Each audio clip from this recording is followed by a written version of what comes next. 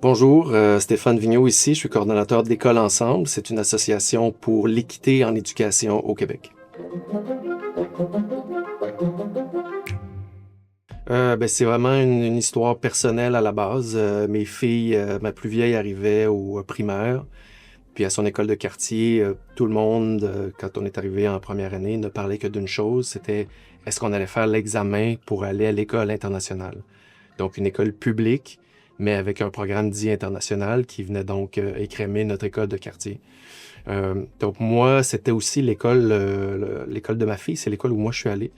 Donc je pense que ça va peut-être toucher plus que la moyenne des parents, parce que j'ai compris assez vite que là, les parents les plus impliqués probablement allaient vouloir quitter l'école, les enfants qui réussissent mieux allaient vouloir quitter. Donc j'ai essayé de rassembler les parents que je connaissais. On arrivait de la garderie ensemble, donc on avait déjà un petit réseau.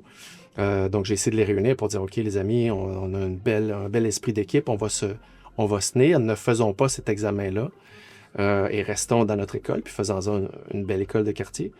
Mais donc ça n'a pas marché. Tout le monde, puis j'ai compris que je me battais contre quelque chose là, de plus gros que juste une école de quartier. Tout le monde voulait un peu garder cette carte-là dans son jeu, de dire, ah ben moi, mon petit Mathis, il a besoin d'une stimulation de plus, puis moi, ma Julie, elle va le faire. On ne sait pas si elle va y aller, mais on va au moins faire l'examen. Donc tout le monde voulait garder un peu cette carte-là dans leur jeu. Et ce qui est arrivé après, c'est que moi, j'ai vu là, que ma démarche ne menait à rien. Mais j'ai quand même écrit une lettre dans la presse qui s'appelait quelque chose comme pour en finir avec l'école à 3 vitesses. Je pensais que ça allait être la fin de mon application.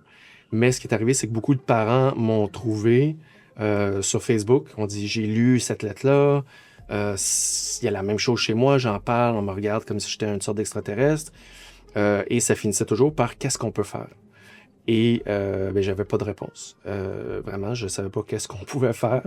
Et j'ai sondé, j'avais déjà travaillé un peu en politique au fédéral. Je suis allé voir d'anciens collègues, d'anciens adversaires aussi, pour leur dire, voici la situation au Québec, qu'est-ce que vous feriez? Puis là, de fil en aiguille, les gens revenaient toujours un peu avec la même réponse. Ayez 2-3 demandes, les élections s'en viennent, lancez une campagne.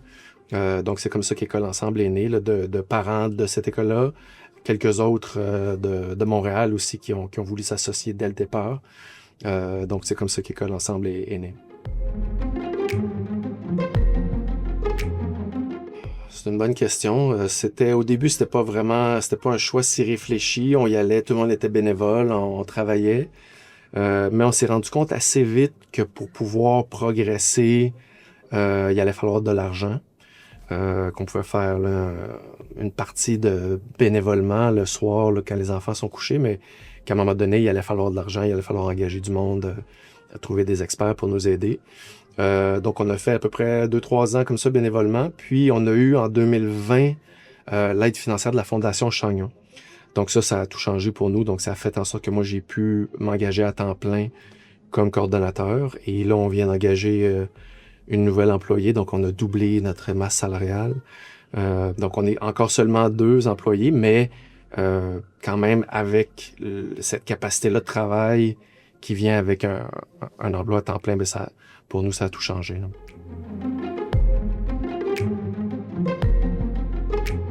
De ce que je vois, il y a un peu 2 grandes catégories. Il y a les groupes d'intérêt qui défendent des métiers, disons les syndicats d'enseignants, de personnel de soutien, ce genre d'organismes-là. Il y a des organismes qui défendent plutôt des institutions, mettons la Fédération des centres de services scolaires, la Fédération des écoles privées. Donc, c'est pas mal les 2 grands types. Nous, on est un peu à côté de ça. On est assez différents parce que nous, on est là pour défendre plutôt des principes, une vision, un idéal. Donc, c'est un peu différent des groupes d'intérêt, disons, classiques. Nous, on a donc une mission, une vision. La mission, c'est de faire en sorte que le Québec se dote d'un système d'éducation équitable. On a une vision qui est que les enfants du Québec apprennent ensemble, quelle que soit leur origine socio-économique. Donc, on a un terrain de jeu très bien défini, limité, mais c'est comme ça, je pense que ça doit être fait. Il faut avoir des objectifs atteignables parce qu'on est là On est là pour gagner. On n'est pas là pour avoir raison, pour avoir des beaux principes, puis faire des belles lettres. On est là pour gagner, on veut changer les choses. Donc, ça veut dire que nous, on part de notre vision, mais là, il faut trouver un chemin pour y arriver. Donc, il faut, dans notre cas, comment mettre fin à l'école à 3 vitesses, dans le fond. Donc, il faut trouver le moyen de présenter un plan, quelque chose d'attractif politiquement, mais qui va prendre en considération tous les gens que je nommais tantôt. Donc, les écoles privées, les commissions scolaires, les enseignants syndiqués ou privés. Donc, on a parlé à tout le monde. On essaie de prendre en compte tous leurs intérêts.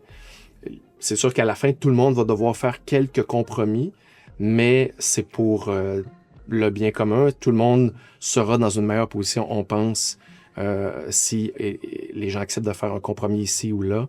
À la fin, on sera dans une bien meilleure position. Donc, par rapport à ça, notre rôle est un peu différent peut-être des groupes de pression classiques. C'est un rôle politique, c'est clair. Nous, on le répète toujours, on est 100% politique, mais 0% partisan. On peut pas s'associer à un seul parti ou à 2 partis. Il faut qu'on parle toujours à tous les partis. Donc oui, il faut être clairement politique. Donc ça veut dire comprendre les intérêts des partis, leurs priorités. Dans notre plan, on essaie de présenter une offre équilibrée, quelque chose qui est politiquement attractif.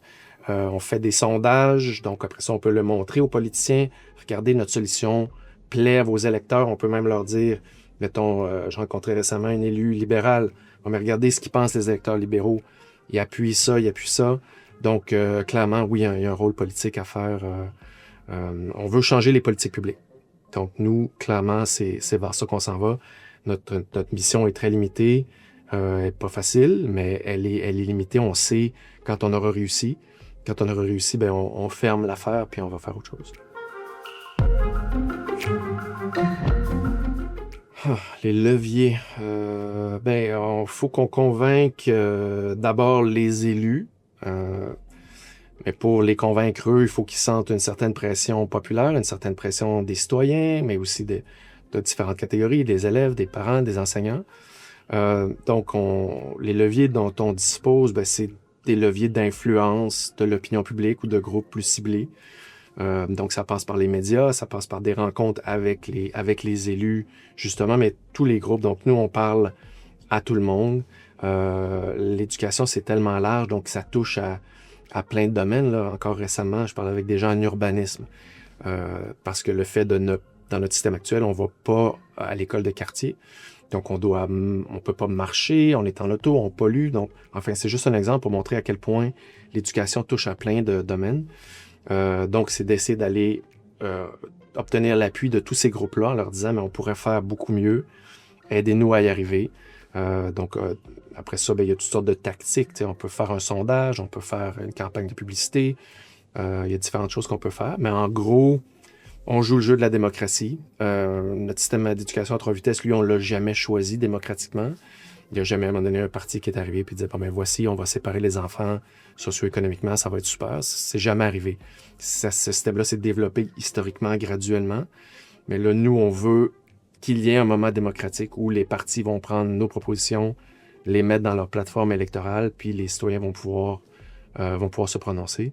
Là, c'est dans 5 mois que ce choix-là va se faire.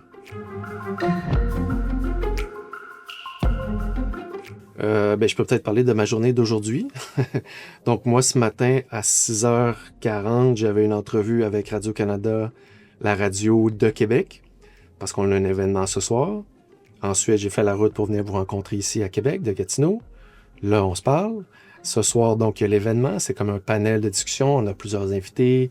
Le public est invité. Donc, en tout cas, c'est la journée d'aujourd'hui. En général, il faut aussi faire vivre l'association démocratiquement. Donc, on a un CA, il faut rendre des comptes, il y a des états financiers à faire, il y a un côté aussi administratif, il faut payer les salaires, etc. Mais en gros, il y a aussi, disons, 2 types d'actions, soit qu'on reçoit des gens qui veulent nous aider. Donc là, il y a un côté un peu coordination. Donc récemment, quelqu'un nous a aidés pour dire hey, les artistes se sont pas prononcés pour vous, qu'est-ce qu'on pourrait faire? Fait que là, on en parle, puis là, ça devrait prendre la forme d'une lettre d'opinion dans le Devoir, peut-être en fin de semaine même. Là, il y a plusieurs artistes assez connus qui l'ont signé. Donc là, c'est vraiment un exemple de quelqu'un qui vient de l'extérieur, qui nous dit, ben je veux aider, puis là, on les aide à nous aider finalement. Puis sinon, il y a des choses où là, c'est plus notre initiative. Donc, bientôt, on va faire paraître une étude. On a mandaté des économistes pour aller mesurer l'impact de l'école de quartier. Donc, sur la distance école-domicile, si on la réduit, nous, avec notre modèle, on va la réduire beaucoup. Donc, les élèves peuvent marcher plus. OK, mais combien de kilomètres de plus? Combien de temps? On réduit les gaz à effet de serre. OK, combien? Ce genre de questions-là. Donc, là, c'est vraiment nous qui allons prendre l'initiative. Les chercheurs travaillent, font l'étude, mais après ça, on la rend publique. Donc, ça devient un autre outil pour faire pression sur l'opinion, sur les élus. Oui, ben l'enjeu principal, c'est clairement l'inéquité du système d'éducation québécois. Donc, l'équité, ben, c'est un peu des synonymes de ça. Ce serait la justice ou l'égalité des chances. Des fois, les gens pensent, ah, mais vous voulez l'égalité, vous voulez que tout le monde ait la même note. Ça, c'est peut-être l'égalité des notes, mais c'est pas ça qu'on veut. On veut l'équité. L'équité, c'est en fait l'idée que les résultats des élèves ne dépendent pas de leurs caractéristiques socio-économiques. On le sait, là, dans toutes les sociétés, les élèves arrivent, disons, à la ligne de départ, mais tous ne sont pas à la ligne même. Il y en a qui sont un peu en arrière, de familles plus défavorisées, de parents moins scolarisés. Dans un système équitable, tranquillement, quand les élèves les élèves en tête qui sont en arrière rattrapent les autres, puis à la ligne d'arrivée, on est pas mal proches ensemble. Mais dans un système inéquitable comme au Québec, ben les différences au départ se retrouvent telles quelles à la fin.